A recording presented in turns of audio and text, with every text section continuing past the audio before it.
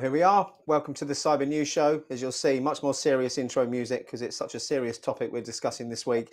So welcome to all of our viewers on YouTube, LinkedIn and beyond to what is the second in our new series where Parker and I will be covering the latest news and threats with, thankfully today, my co-host, someone who knows what they're talking about, Mr. Parker Brissette. So whether you're an industry practitioner, business leader or just a concerned citizen, we're aiming to make cyber news relatable and understandable for everyone.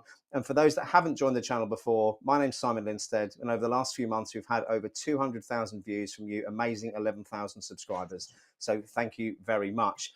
Time for me to stop waffling on, though, and get Parker to introduce himself and say hello. Hello, Parker. Yeah, thanks, Simon. Parker Brissette here. I'm love that intro music. It was great. I'm a cybersecurity practitioner, vCISO advisor in different aspects, long time in the industry.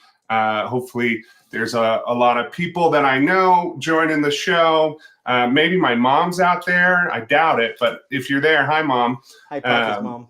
So I'm looking forward to getting into this and sharing some of the fun news. There's always something in the industry, right? There certainly is. And thank you so much for taking the time to come on. I'm just going to put this banner up on the bottom. One of the things we'd like while we're going through this is we'd like your interaction, your engagement. So if there's any questions of anything that we're covering off, please jump in and ask, and I'll make sure that Parker answers them for you when we can. But I'm going to start off by bringing up, if I can find the right button, share screen.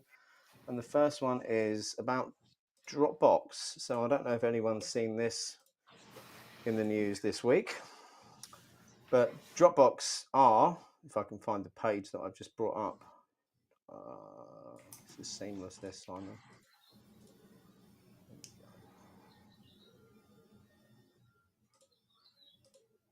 I can't find it now. Parker, where's it gone?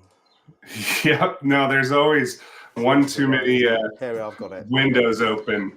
There is about 37, in fact, I think I've got going on up here. I should have thought about that before we started. So Dropbox have disclosed a breach of their digital signature service, which has affected all users. They announced on Wednesday that Dropbox Sign, formerly Hello Sign, was breached by unidentified threat actors who accessed emails, usernames, and general account settings associated with all users of the digital signature product. The company, in a filing with the US Securities and Exchange Commission, the SEC, said it became aware of the unauthorized access on April the 24th, and Dropbox announced its plans to acquire HelloSign in January 2019.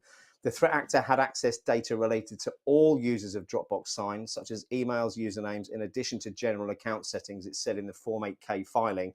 And for subsets of users, the threat actor also accessed phone numbers, hashed passwords, and certain authentication information such as API keys, OAuth tokens, and multi-factor authentication. And even worse, the intrusion also affects third parties.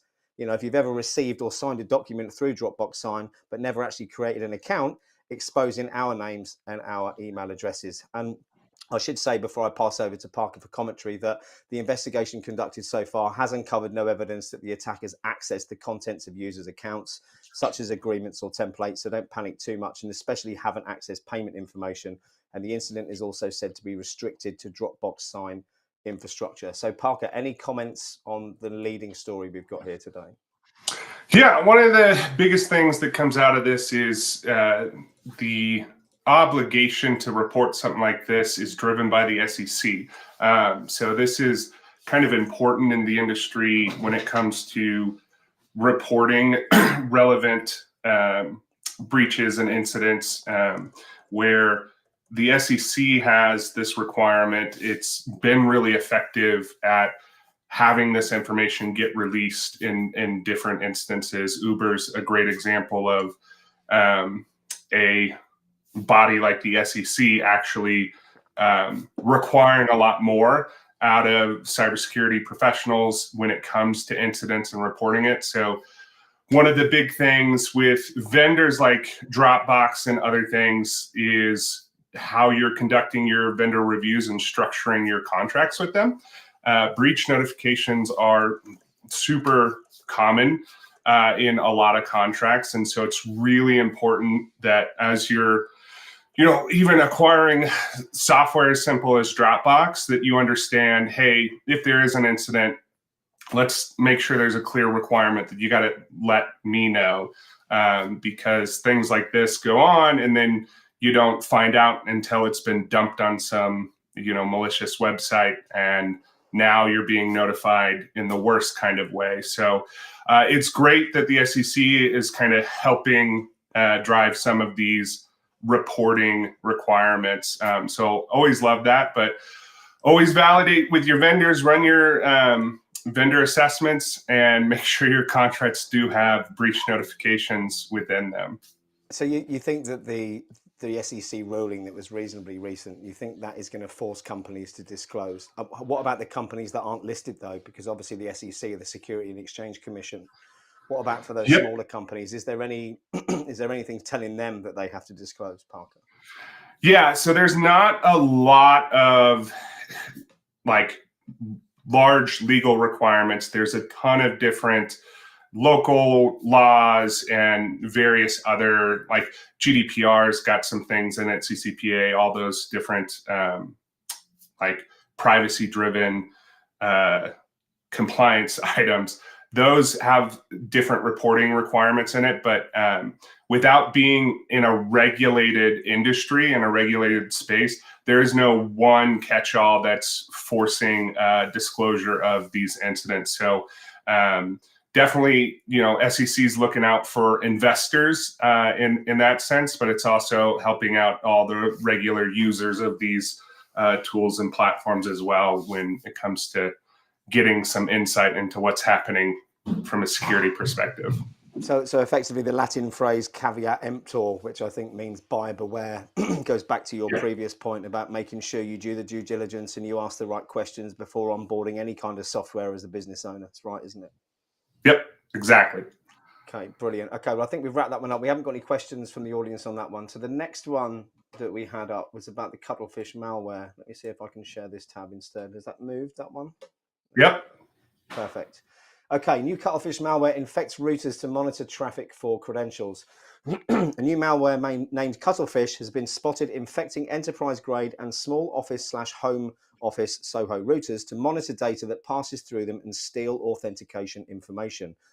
Lumen Technologies' Black Lotus Labs examined the new malware and reports that Cutterfish creates a proxy or VPN tunnel on the compromised router to exfiltrate data discreetly whilst bypassing security measures that usually detect those unusual sign-ins. The malware can also perform DNS and HTTP hijacking within private IP spaces, interfering with internal communications and possibly introducing more payloads. Now, Cutterfish has some code that overlaps with hiatus rat, which is previously observed in campaigns that aligned with Chinese state interests, but there are at the moment no concrete links between the two and attribution was impossible.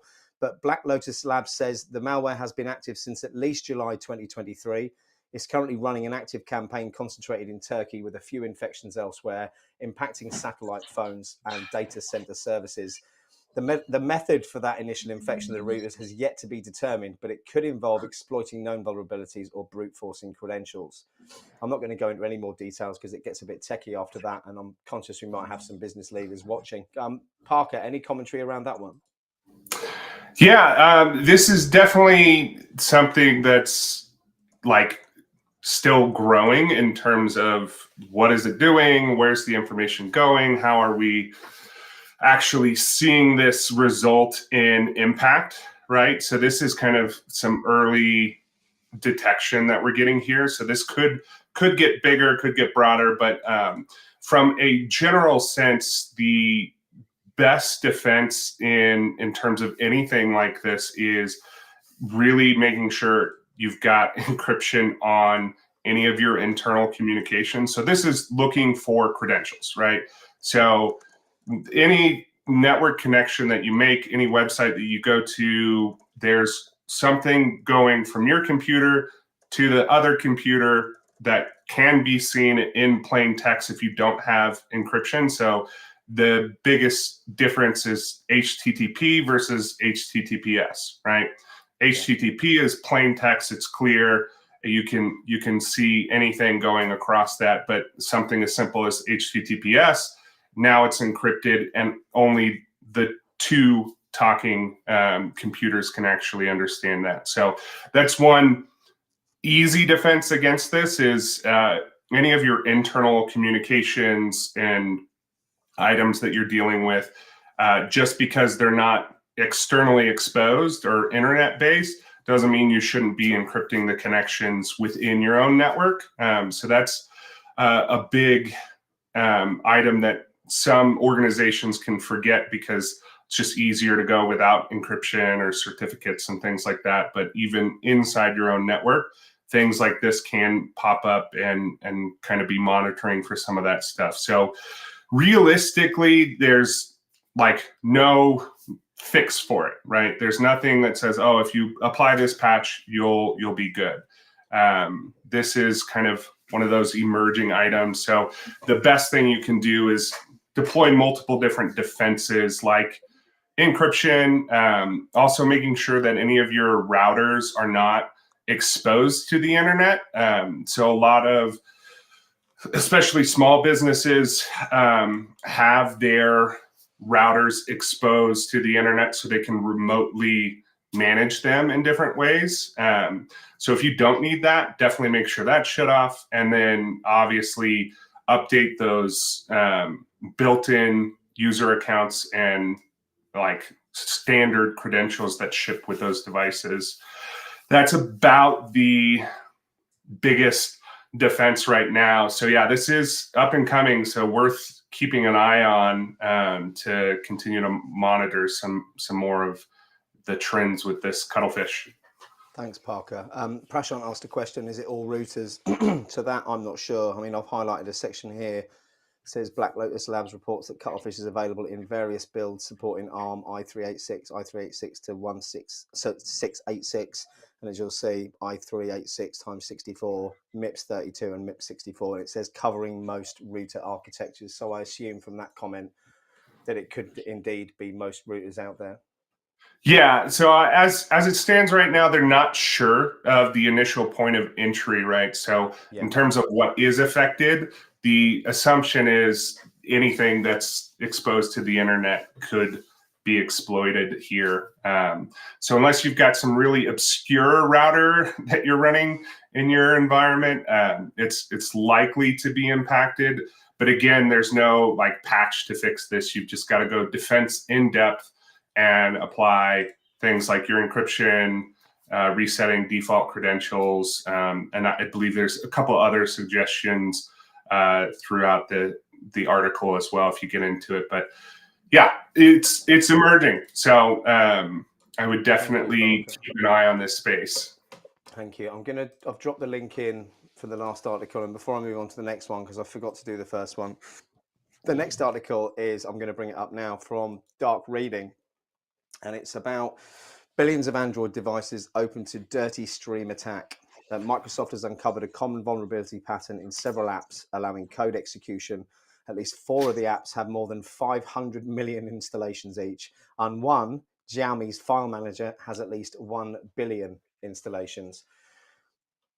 Let me just have a look to see what it says here. Microsoft has also shared its findings with vendors of affected Android apps on Google's Play Store. And as we said, among them were Xiaomi Inc.'s File Manager product, which has got more than 1 billion installations, and WPS Office with some 500 million downloads. However, Microsoft said vendors of both products have already fixed the issue, but it believes there are more apps out there that are fallible to this exploit and compromise because of the same security weaknesses. And they say they anticipate that the vulnerability pattern could be found in other applications. And their threat intelligence team said in a blog post this week, we're sharing this research so developers and publishers can check their own apps for similar issues, fix as appropriate, and prevent introducing such vulnerabilities into new applications or indeed new releases. Parker, any thoughts on that one? Yeah, I mean, this one's definitely interesting in the way that a lot of us probably conduct business on our phones in different ways.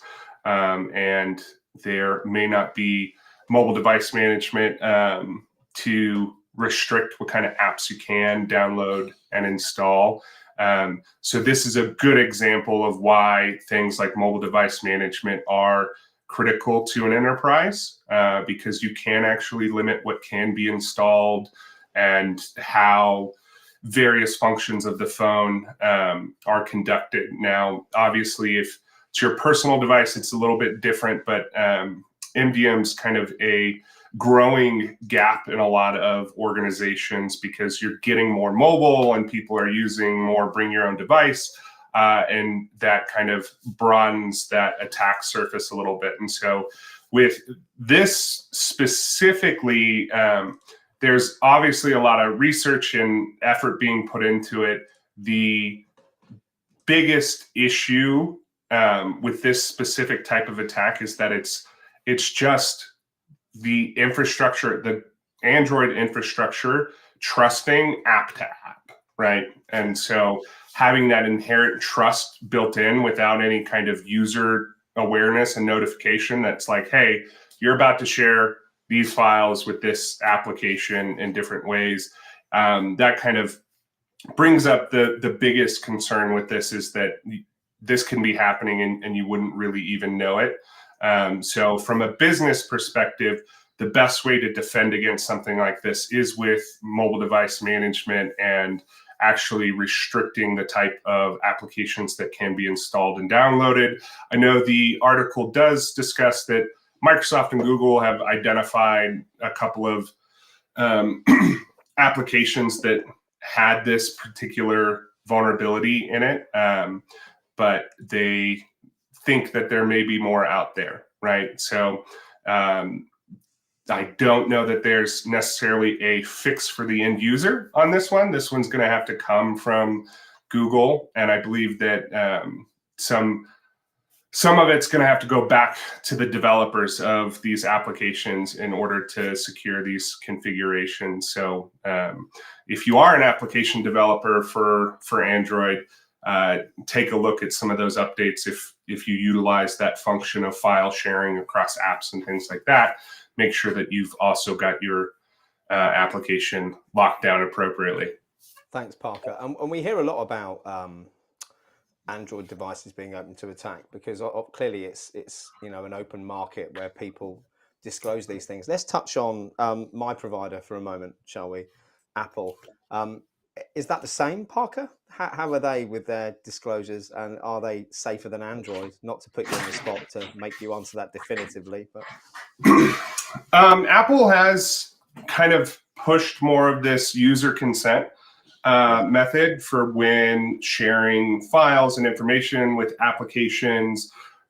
So the tough thing can be that it's usually easier to just hit accept, right? On that. So it's really up to the user to defend that information. That's kind of the biggest difference. This is a function of usability, right?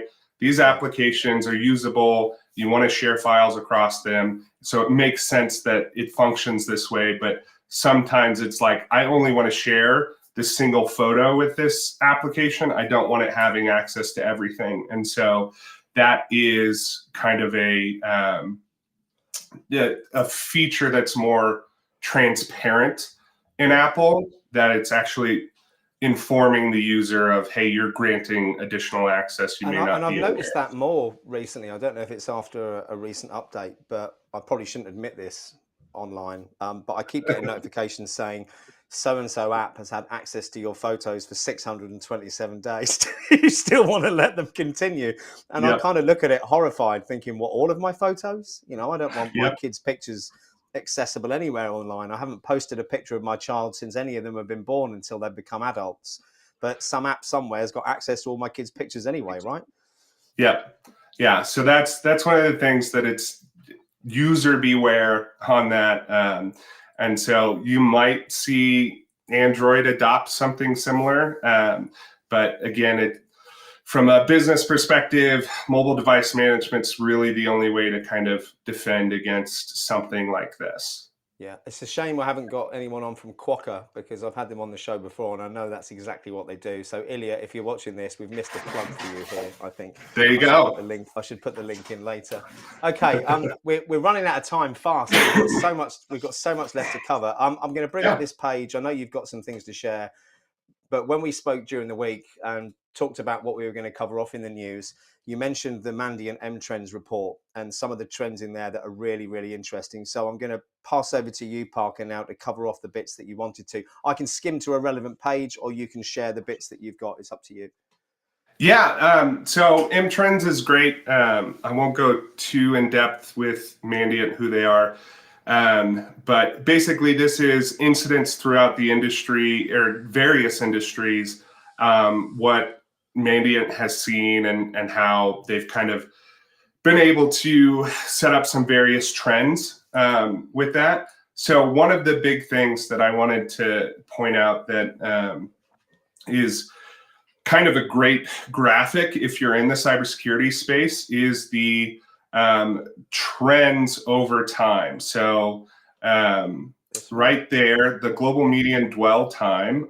So if you're not familiar, dwell time is just how long does it take before we know that a threat actor got into our environment, right? So from initial compromise to us knowing about it, that's your dwell time. The mysterious time that they were there and you didn't know.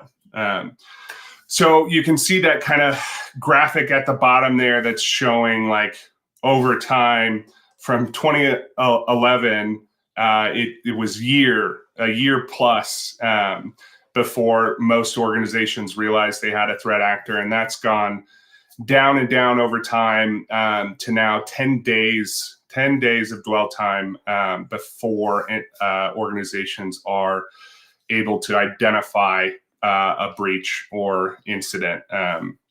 And so, how does that affect any impact, Parker? So that's kind of two-pronged, right? So, excuse me. There's the sense that, hey, we're getting better at detecting these things, right? So we find it sooner, we can respond sooner and limit impact the faster we are at getting these guys out of the environment. And the other side of this is that as dwell time goes down, the attackers are actually getting faster as well, right? So you know the attackers in your environment because they've already hit you and they've caused impact. So we're both getting better at detecting it, and the bad guys are also getting faster at causing impact. So that's kind of the two-pronged measure here with this dwell time. So I think it's still a good trend. I think it means investments are being made properly into cybersecurity. Maybe different compliance requirements, insurance requirements are helping drive that dwell time down. But the beauty is that the threat actors are also getting much faster. And you can kind of see that as well when it comes to ransomware. So you know that you've got ransomware when that notification pops up that is like, here's your ransom note, here's how to pay, right? So typically, it looks like the dwell time for ransomware has two. Is this the right page, by the way, Parker? Oh, no, sorry. There's global median dwell time by detection source. So you see that there, yeah. The middle one is your ransomware bit, right? So 10 days for all incident types, 5 days for ransomware. So that means within 5 days, most organizations are feeling the impact of ransomware, which is quick. So the external versus internal notifications, a whole nother thing that I won't get into, but this is a very interesting item right there. You see internal detection versus external detection, meaning do you find it internally before being aware of it, or does an external party like a ransomware note notify you? So external notifications are still faster, five days. And luckily we're pretty close with 6 days of detection. I think in my experience, I would say if you can get internal detection for ransomware faster than external detection, that's really a good indicator of things being improved. That makes sense. Absolutely. Do you want me to scroll down again? You know, I think that's about the trends I wanted to touch on this. There's a ton of great data in this report. And this is not surprising though, right? It says here, the most frequently responded to intrusions at financial services organizations coming top. I think we'd all have expected that, wouldn't we? Followed by business and professional services, and then high tech afterwards. I'm surprised to see energy down the bottom there, though, Parker. What is the reason for that? Well, the report also shows that a large portion of these incidents are financially motivated, right? So there's some sort of financial reward. There's more value in those financial targets and business and professional services versus those other sectors. So that's likely a good indicator of why something like the energy sector is not as targeted because there's still, I think, let me pull it up real fast.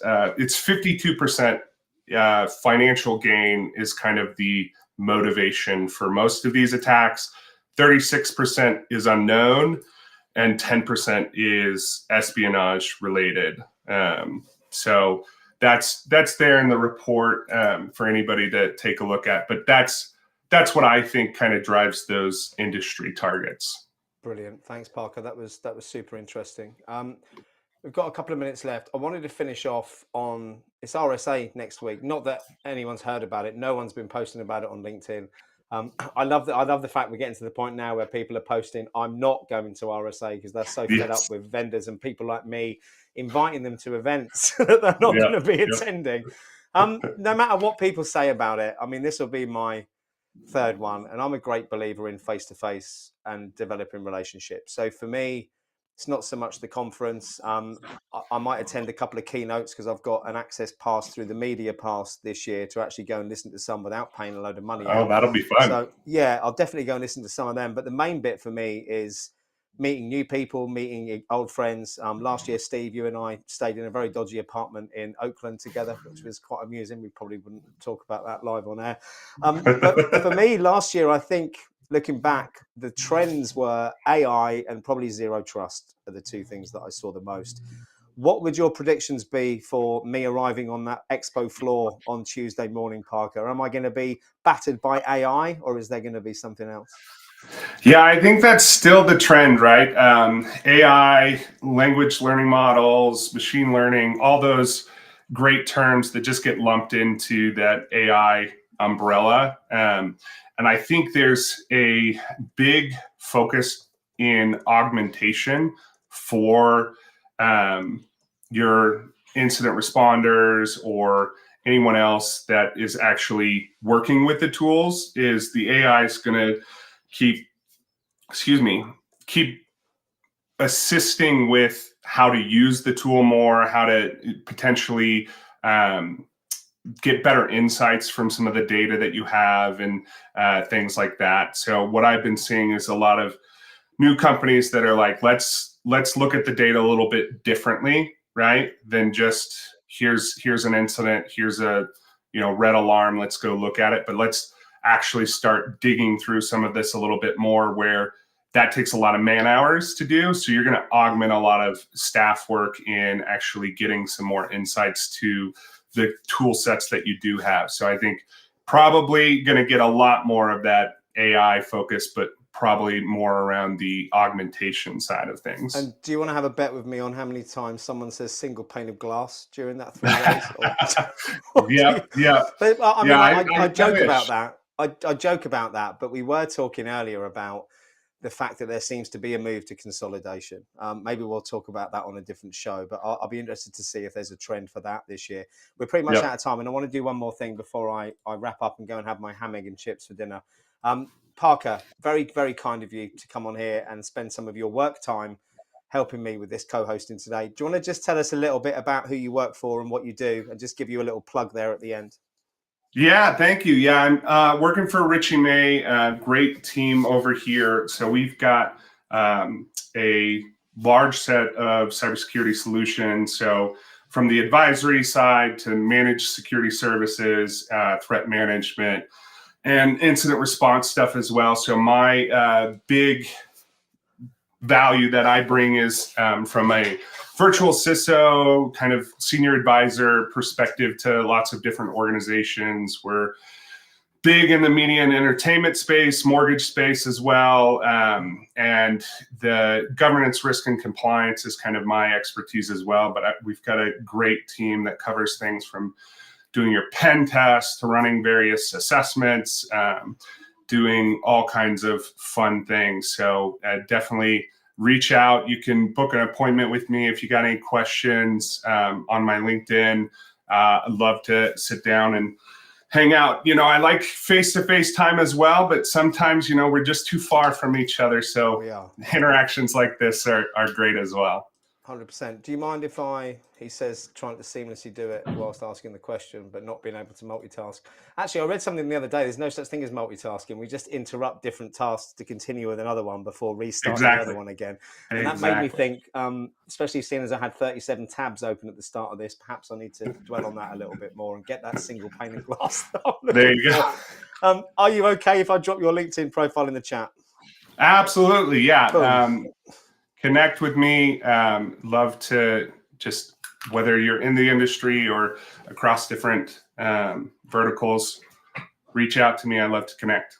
Thank you so much. And for everyone watching, thank you so much for taking the time to come and watch today and learn from Parker. We are looking for a sponsor for this. So if you'd like to get in front of our 11,000 subscribers on a weekly basis for our news show, drop me a message. Really good rates. Be great to have some support for this show. So without further ado, I look forward to seeing those of you who'll be there next week in San Francisco. For those that won't, I'll see you online in the community. From me and Parker Brissette, it's Friday evening here in the UK, lunchtime in the US. Have a wonderful weekend, everybody, and we'll see you soon. Take care. Thanks. Bye.